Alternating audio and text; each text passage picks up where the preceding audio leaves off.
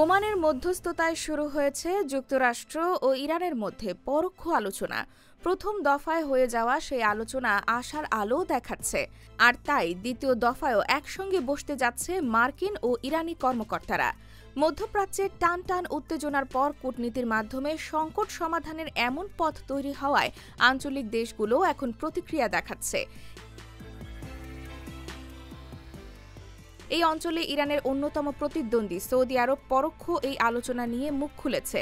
দেশটির পররাষ্ট্র মন্ত্রণালয় জানিয়েছে, তেহরানের পরমাণু কর্মসূচি নিয়ে ইরান ও যুক্তরাষ্ট্রকে ওমান এক টেবিলে বসানোয় স্বাগত জানাচ্ছে রিয়াদ।